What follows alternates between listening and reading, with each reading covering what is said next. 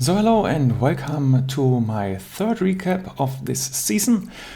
Before I go into the details of my game, I want to quickly thank my new subscribers. I have seen that between the last recap that I recorded and this recap, I actually doubled the number of subscribers. So it's just from 3 to 6, but still it's a great thing to see that you're interested in actually watching my videos. So thank you very much.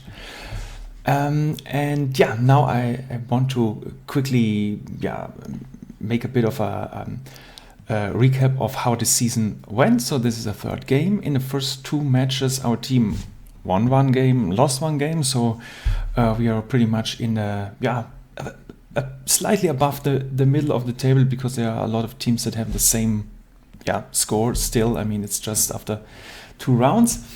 So the start of the season was pretty well. I had 1 win with the white pieces, 1 draw with the black pieces.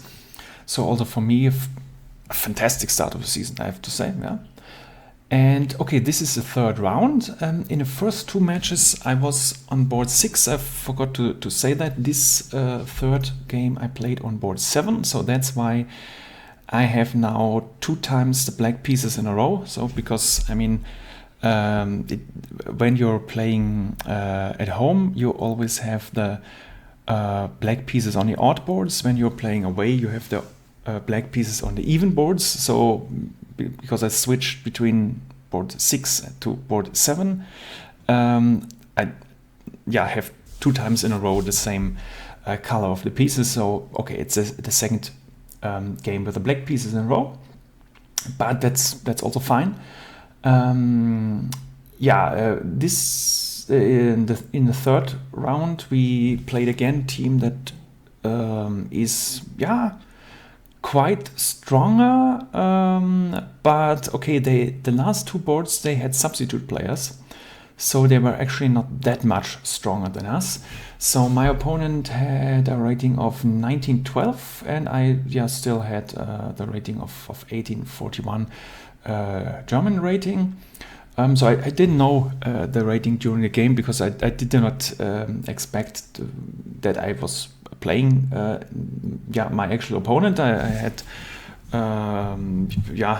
not exactly prepared, but I was expecting a different player from a lot higher in the list that they handed in at the beginning of the season. So it was substitute player, but still a very strong player. Okay, so I think it's best to first discuss the game a bit, and then tell you more about how it went for the whole team. So I have the black pieces, and my opponent again plays d4 in the first move. Similar to the last game. I play knight to f6, and now my opponent plays knight to c3. And I mean, in the last game I said, okay, I don't want to really play the opening that I've chosen the last time, but in this position I made a different decision, because I mean, the last time my opponent had played d4 c4, right?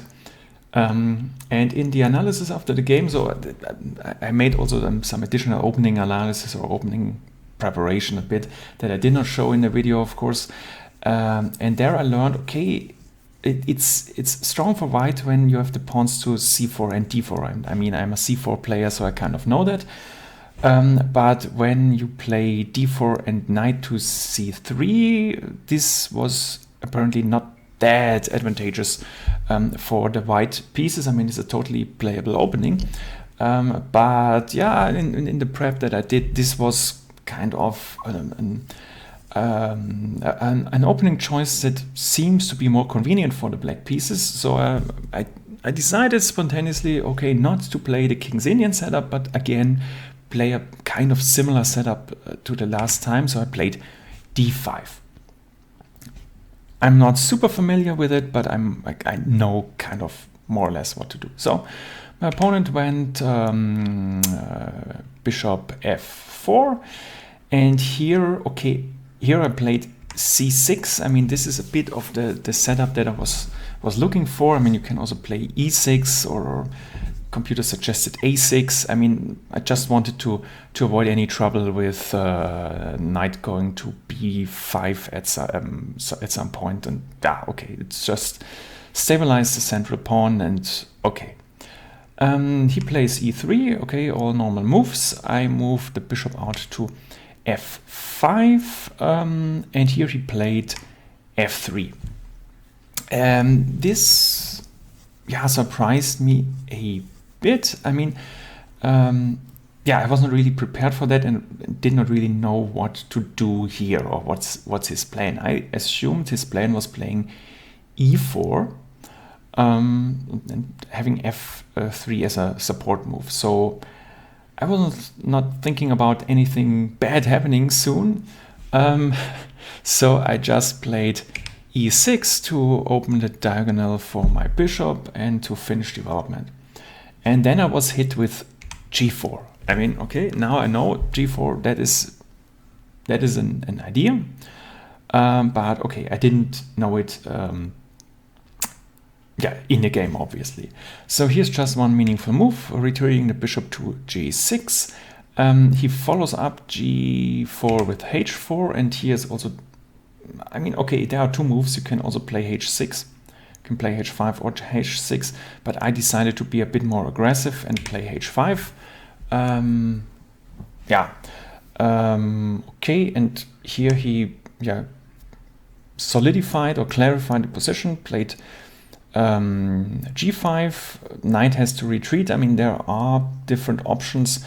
Computer somehow suggests also knight to g8, probably because you go then to e7, f5, something like that. Also makes sense, but I played the, for me, more obvious move, knight knight from f6 to d7.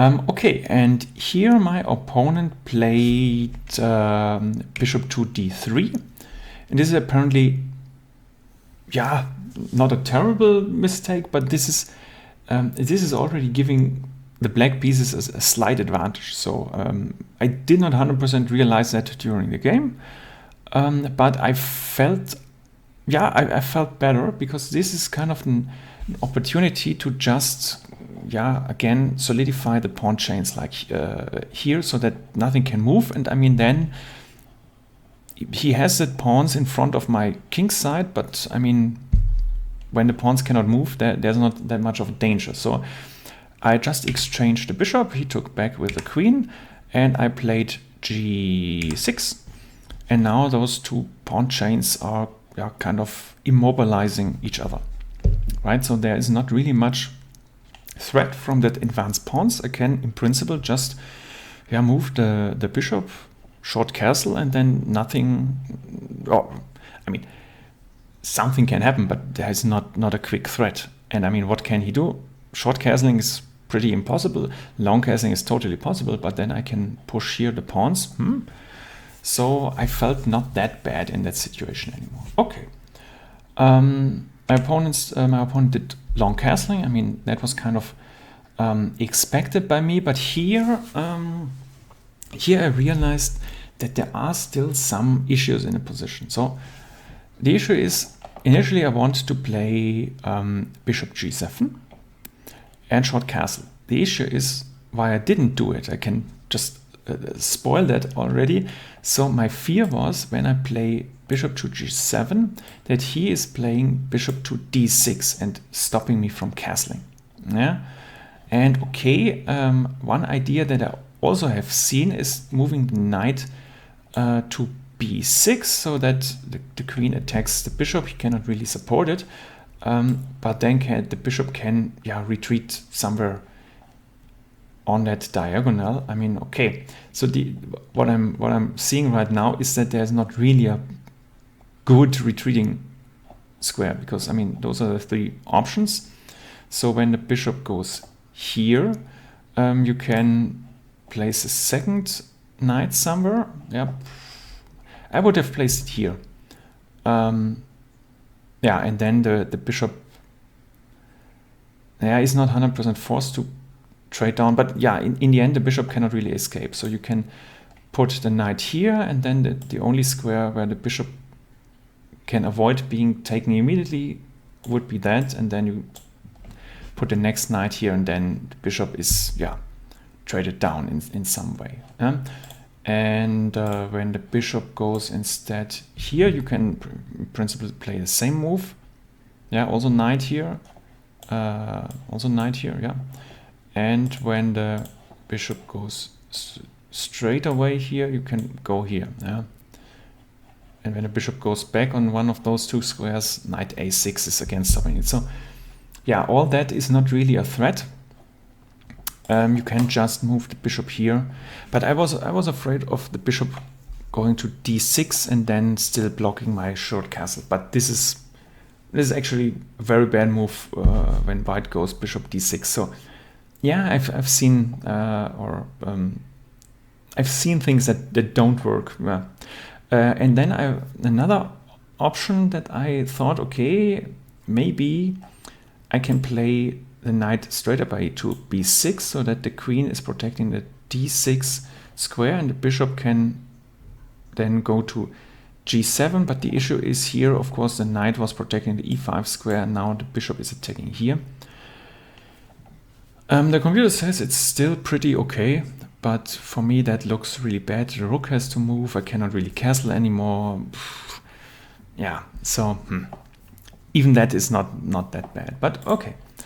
I felt like I cannot really play any of that moves, cannot play the bishop or the knight, so I had to do something with the remaining pieces. So I decided to play knight a6.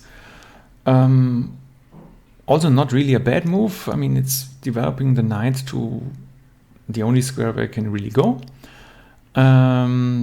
Ideas are knight to b4, so kicking the queen out, also attacking here maybe a bit, or the knight to c7 and then to b5 to trade down that knight at some point, and just removing some defenders from the queen side, so from the defense of the king, and just moving through. Okay, but now the problem is I do not really bring my king to safety. Yeah? So the king would be very safe on h7, for example, but the king's still in the center. So my opponent tries to open the center. e4. Makes a lot of sense. And now, again, the issue is I still think that I cannot play bishop g7 on castle and so on. So I had to do something with the other pieces.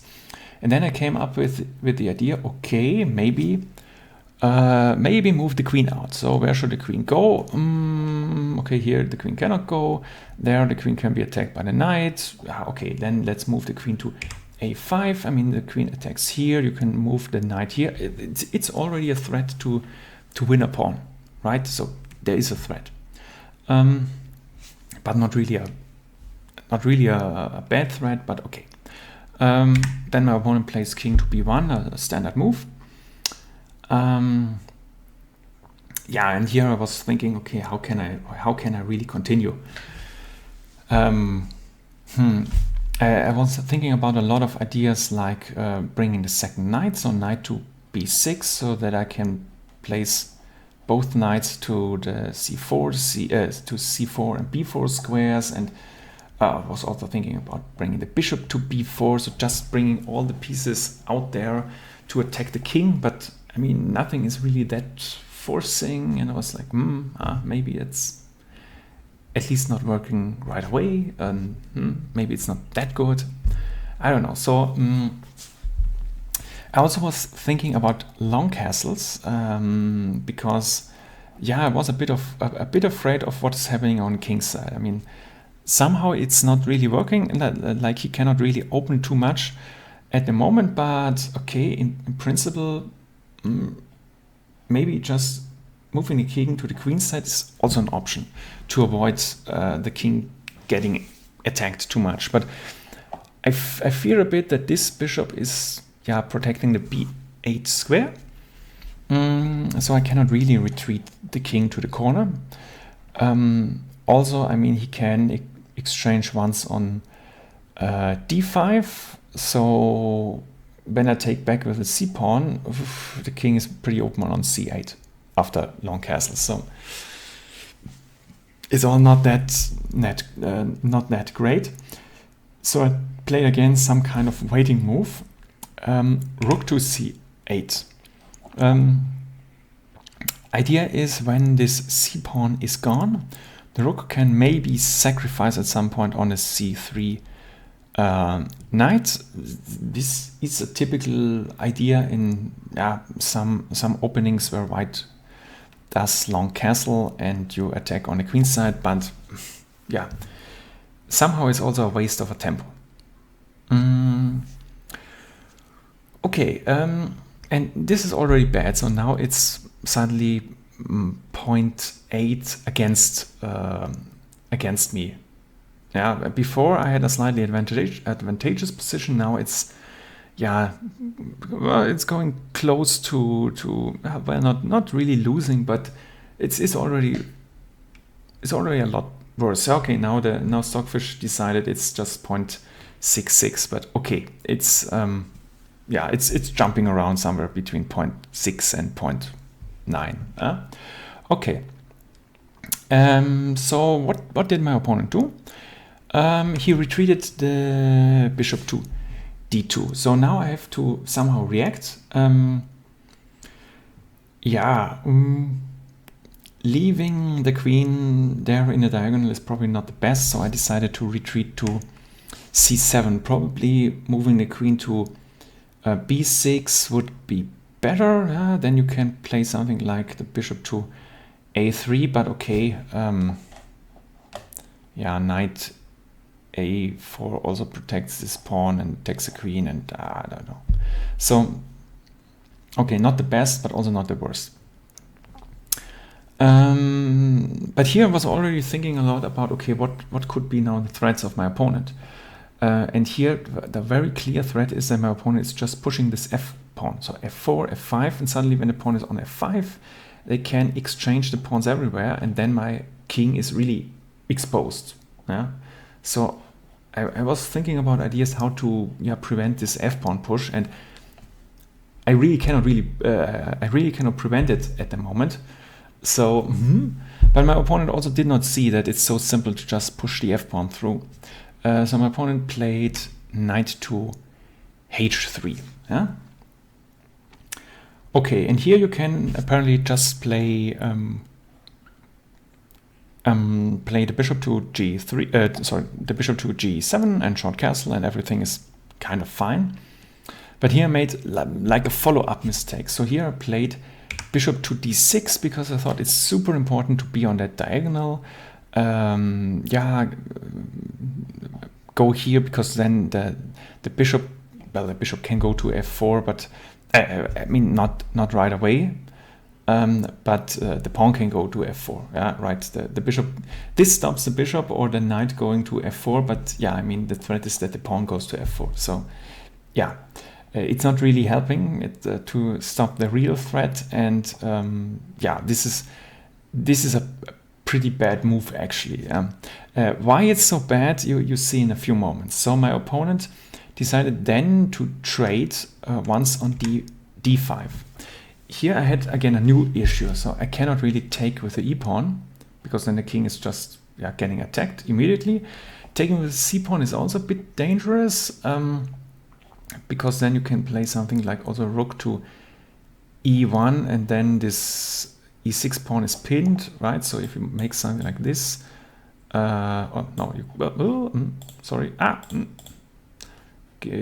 when you take here. Or I'm just moving back. Yeah. So when you take here, you can play here. And okay, now you can still castle away. So this is apparently even very bad. Because black can play here.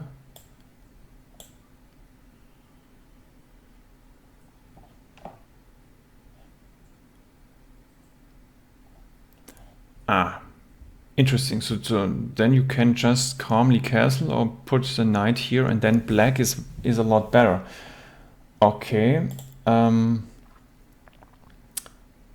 Yeah, but that's not the threat. So the real threat is that the knight can go here and attack both queen and bishop, and then oh no, taking is not. Oh, taking is actually not a bad move. This is just equalizing, but yeah, you can. This is funny. Yeah, you can play like this, and then the queen has to take, and then this is a fork. Yeah, and then you win in exchange. Okay, apparently I did not analyze everything so well, but I found the best move, and the best move is actually playing this intermediate move. Knight to b4, attacking the queen and attacking this pawn. So the queen has to go. He goes to e2, and now the knight takes on d5, and now everything is, yeah, again pretty solid. So the pawn's position is pretty okay. Also, this knight is now protecting the f4 square. So now I also stopped f4 from being played. So now it's not that bad now anymore. But I soon make it very bad again. So my opponent, yeah, plays now the knight to e4, attacking this bishop. Yeah, totally makes sense, this move. And here I kind of underestimated the threat. Right, I've seen that he can play c4. I've seen that he can play c4, but I thought it's not that horrible. It's not great, but it's not that horrible. So I just decided, okay, now this is a good time to finish development, castle, and then deal with everything else. I also should mention one move that I calculated before was knight to f4, because I really wanted to trade down here some pieces. I was lucky that I found why this move is not working. I just show it to you quickly. It's even simpler. I thought it's not working because of this move. Because now this knight is attacked again and bishop d6 is threatened, but it's working actually more straightforward. You can just take here. Yeah, probably queen takes, and then this bishop is just gone. This knight is gone because the bishop can take it, or the knight could also take it, but yeah, and then you're down a full piece. Yeah, a full piece, and the position is not great. But I made a different mistake, so I just short castled. So now we are back to the main variation, and now he played c4, which I kind of expected, but I did not really realize the threat. The problem is the knight is in the center of the board, but the knight does not really have any square where the knight can go. Right, so f6 is protected by the pawn. f4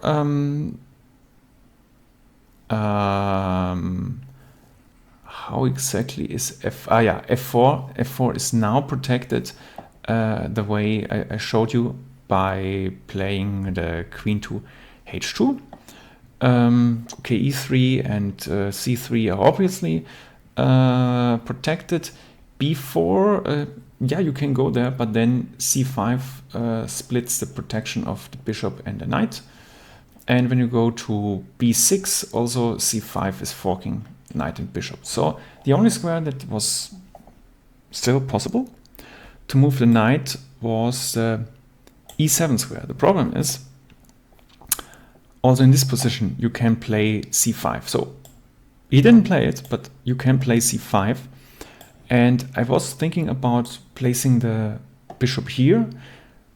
It looks like it's not completely gone, but the thing we did not consider. I mean, we analyzed a lot after the game, but the real threat to trap the bishop is to play f4. Now the bishop is completely trapped. I mean, you can still take this pawn, but then the knight is simply retreating, and now the bishop cannot go anywhere. Yeah, I mean, and now it's yeah, 1 pawn. I mean, you can sack the bishop. Now it's 2 pawns for the bishop. Yeah, it's 2 pawns for the bishop that I'm down. But okay, I mean, white still needs to play it carefully, because yeah, you somehow need to crack this pawn chain here. But okay, I mean, in the worst case, you can sack something like the knight back for h and g pawn or something. Then it's equal material, and then you're just through.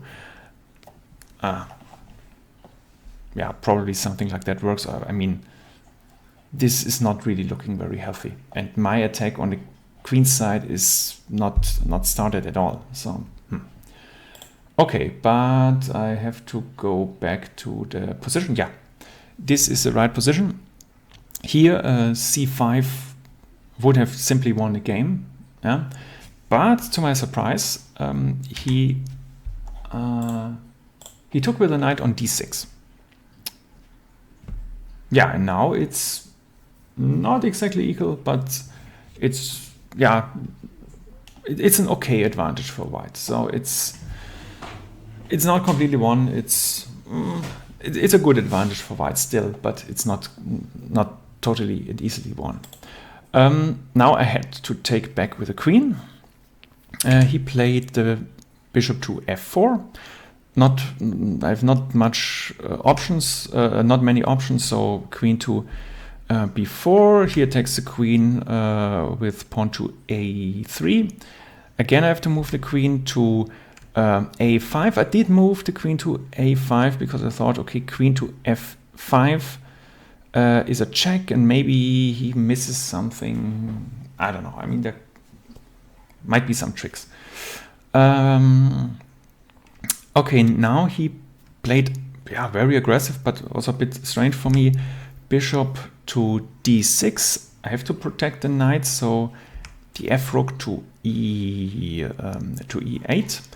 And again, it's very surprising for me. He traded the bishop to the knight. I had to take back with the rook, and now he played knight to f2. So it's pretty clear he wants to place the knight on e4 and then go maybe to f6, to d6, wherever. Yeah. And here I did a bit of a desperation move. I thought, okay, I have to prevent the knight coming into e4. So how to prevent that? And there's just one way to prevent that, and I did it. I played f5. I did not forget that he can play en passant and take on f6, but I felt like, okay, if he takes here, then the knight takes here, and it's not that horrible. Now I can defend the g pawn with rook to g7, king to h7, queen to f5. I can bring a lot of defenders to that side of the board. Okay, e pawn is now separated from the other pawns, but his f pawn it's the same. So computer says this is completely lost. Yeah, probably just doubling up the rooks in the g file. The knight can also go via d3 to f4 and attack this pawn. Queen can go somewhere here and attack that pawn. So probably all pieces are just attacking the g6 pawn, and then you're through. But okay, I felt like this was one option, or the only option that I had. And my opponent also didn't take, interestingly, but played knight to d3. Okay, now a new threat, knight can go to e5. In this position, I thought a lot about playing e5 myself. I mean, at the moment, it is kind of possible. The e5 square is protected by 3 pieces. And just protected by 3 pieces of the opponent. Oh, 2 pieces and 1 pawn. But I was afraid of something like, okay, then the rook goes to... Oh, no, sorry, it's even worse. I just show it to you. Yeah, when he takes and I take, it's even simpler. You can just play f4, and then the rook is, or the knight is attacked, and the rook, is unprotected. So the knight cannot just take here because then the rook is gone. Yeah. So this was what I was afraid of. So I decided to retreat the e-rook to e8. Now it would work in principle. I could play e5. My opponent decided, okay, then I go with the knight to e5 myself. I felt like, okay, this is a good spot to trade because my knight is bad. His knight is in the center of the board, so trading is good. And okay, here I do not really know what's the difference, I have to tell you. But taking with the d pawn keeps an advantage for white, but taking with the queen does not. I don't know what's the difference between an endgame with two rooks against two rooks and two rooks and a queen against two rooks and a queen with exactly the same pawn structure and everything. I don't know why the endgame with two rooks and a queen is winning for white, or is at least having a good advantage for white, but the endgame with two rooks and two rooks without a queen versus two rooks without a queen does not. But in this position, taking with the pawn keeps an advantage for white, taking with queen equalizes the game. And he decided to take with the queen. Here, I kind of have to trade, and he also has to take back with the pawn. So queen takes e5, queen takes e5, pawn, d pawn takes e5. Okay. So now the game is completely equal. But I mean, I did not really know. So I thought I have a good opportunity now to keep the game a draw. Before I realized that I was kind of losing all the time. I did not realize that I was so good in the opening, but after that I've seen the threats of my opponents during the game. So I found most of the ways how I'm losing. My opponent luckily did not find them, but okay. So I was saying, okay, I need to find a way how to show that this is a draw. So first, moving I chose the c rook to d8. It, probably does not matter at all. No, it's totally equal. Here he played, interestingly, rook to d6. And at first I thought, whoa, that has to be a mistake. I mean, I can trade, and then the pawn on d6 is like separated from the rest. I mean, my king is closer than his king. Don't I just win a pawn? It's not that easy. So I decided to trade. Rook takes d6. He takes with the e-pawn on d6. And now I've realized, okay, it's not that easy. Everything is not that easy like you first think. c5 is a threat, so then he just stabilizes his pawn. Okay. And then when I play c5, he can still play b4 and attack it again, and so it's not that easy. So I decided to play c5 myself to first prevent him from protecting the d pawn. And now so I thought his idea is to put the rook to d1 to support the pawn pushing through, which probably is actually maybe not losing, but that gives him disadvantage, right? So if he goes here, the computer says it's still equal. Interesting, but you have to play maybe tricky. Okay, trade, push the king forward, but when you go here, okay, you don't need, you even do not need to go to f4 with the pawn, because you don't need to go to f4 to stop e5, because when you play e5, the rook can go to d5 and then all the pawns are attacked. It's also here, it's not that easy. But my opponent decided to go to e1 with the rook to straight away go to e5. Okay, here you have to go with the king to protect the e6 pawn, otherwise d7 is a pretty annoying threat already. Okay, then he plays b4 just to attack my pawn and kind of push me to take, and then the c pawn can protect the d pawn and so on.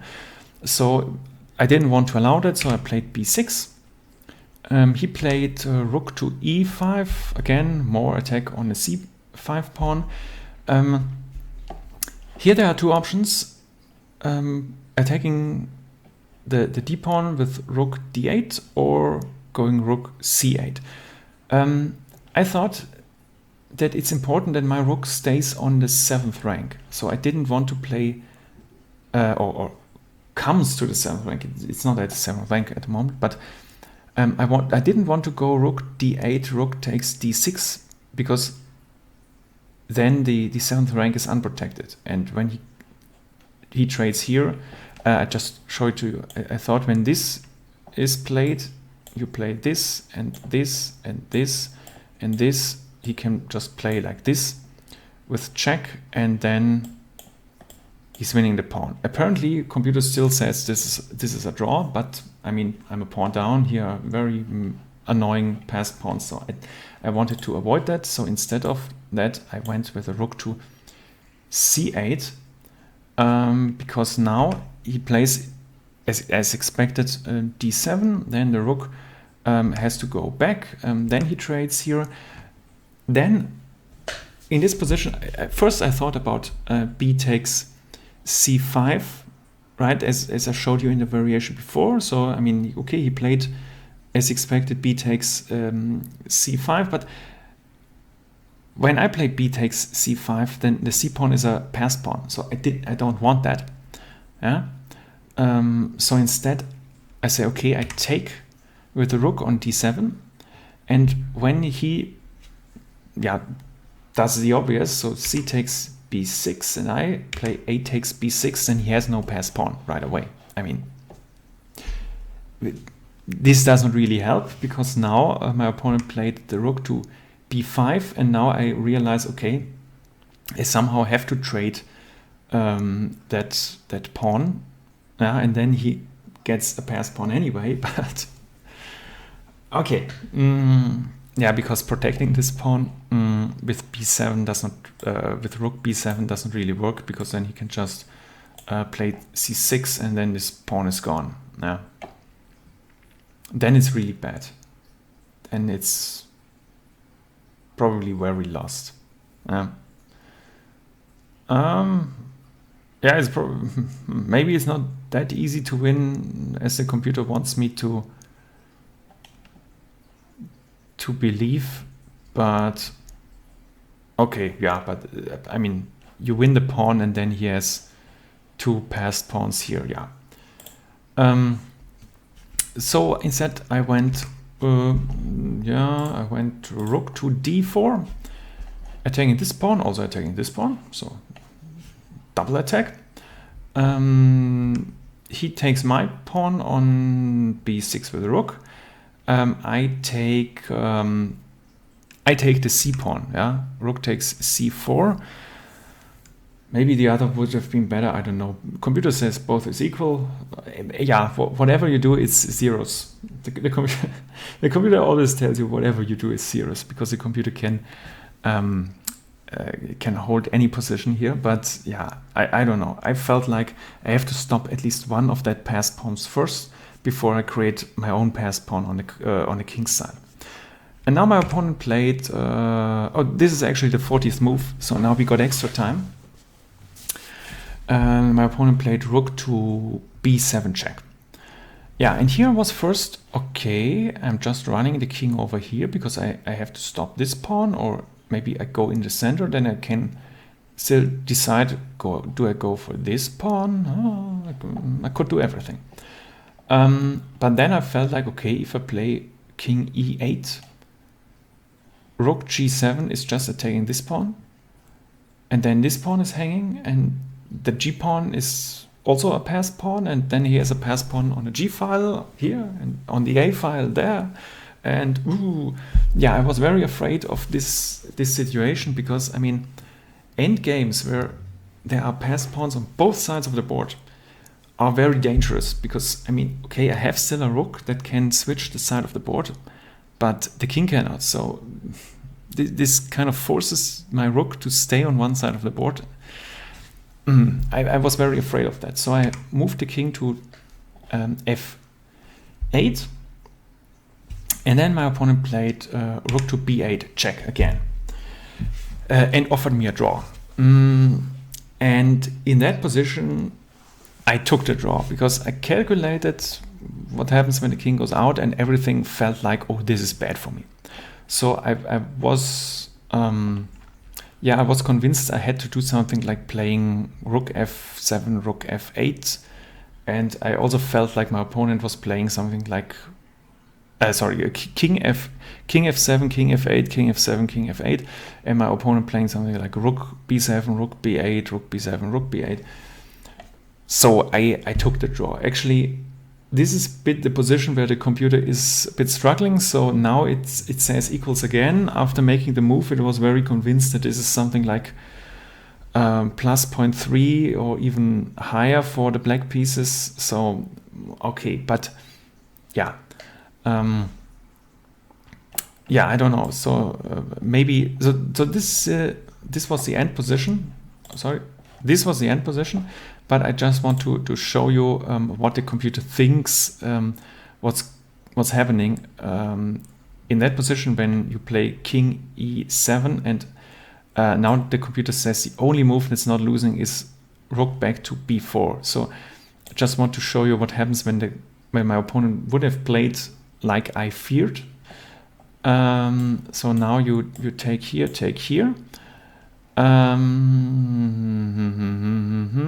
and there are two options: either moving the rook to further attack the next pawns, that makes sense, or moving the king closer to the center. I also was thinking about rook to h3 to attack this pawn and x-ray this, but so this is again equals. Fascinating. Yeah, so the right thing is yeah, moving the rook to f4. So I mean, there are two options: either bringing the king forward or moving with the rook. Yeah, so this was what I was fearing. But now the rook can take here, and then you have to protect this pawn. And yeah, I mean, you cannot protect this pawn, so this is why I thought it's bad, but computer just wants to push the pawns, and taking here is even not among the top moves, so I don't know why this is so horrible. Okay, now it's nearly the same rating, the same evaluation than before, but okay, so I would fear that I'm totally losing with the black pieces, because the two white pawns are going down the board on two different sides. But apparently the connected passed pawns are stronger. So I do not understand it myself. So that's why I'm showing it to you, what the computer wants me to do. Okay, pushing the pawn. I don't know why he isn't pushing the G6 pawn. So what's the problem with pushing G6? Okay, there's just one correct way, still pushing that pawn. Okay. Now you can move the king here. You can move the king just in front of the pawn. Okay. It's fascinating that this is the best move. Okay, now you're supporting that pawn, the e pawn with the f pawn, and now you're threatening rook to g3. No, I don't want to sack my rook for nothing. And when you move the pawn, This is actually not the move that the computer wants me to do, but the computer wants to go on the first rank with the rook. Oh, first row. Is it row or rank? No, it's the first rank. Okay, and when the king comes closer, check. And why is the king not allowed to move in this direction? Because then the pawn is just running through. Okay. And now it's a mate in 42. Yeah, okay, it's very obvious. I mean, okay, yeah, I don't know. So for the computer, this is obviously one for the black pieces, but as a person, this is weird. Yeah, this is not looking good. Okay, but yeah, so this is the game. I'm going back to the final position. So this is the final position. We agreed on a draw. Okay. So now a quick overview of what happened to my team. So in that, at the time he offered me the draw, the situation was actually not that great. So we were 1-2 behind. So after agreeing on the draw, we were 1.5 to 2.5 behind. But luckily, in the end, 2 of our players still won. So the end result was 4-4. So in the end, we can be pretty happy that after 3 games we have 1 win, 1 draw, 1 loss. So it's pretty good against 3 tough teams. In the second half of the season, we have still the 2 teams that are actually weaker than us, so where we have a realistic chance to win or to score. So if we have 7 points at the end of the season, that would be probably more than enough to stay in the league. But I mean, okay, we still need to win against those teams. We lost against one of them the last year, and the other team, okay, 2 years ago we played 4.5, 3.5, so it was also very, very close. But at the moment, the situation in the league does not look that bad for us. Yeah, okay. Maybe a quick outlook. I already know for the next game that I will be play again on the 6th board, so 1 board higher. But that also means that I'm changing. Well, when you're going 1 board up, the colors change, but when you're playing outside and when you're playing away and home, also the colors change. So that means my color will again stay the same, and I will have again the black pieces the 3rd time in a row. Yeah, that is what can happen when you're playing in a league. It's not like the Swiss system where it's basically prohibited to have 3 times the same color in a row. But when you're playing in a league, I mean, things like that can happen. But maybe I have 2 or 3 times the white pieces in the second half of the season. I don't know. So the next game, I will also provide you a recap, probably on the last weekend before Christmas. Then I will also give you a bit of an outlook to the second half of the season and what I'm doing between game 4 and game 5. And until then, thank you very much for watching the video, and also to all my new subscribers. Thank you very much. And if you're not a subscriber yet, you can also please subscribe, then you don't miss when I upload the next videos. Then have a good weekend, and I hope you tune in the next time in 2 weeks.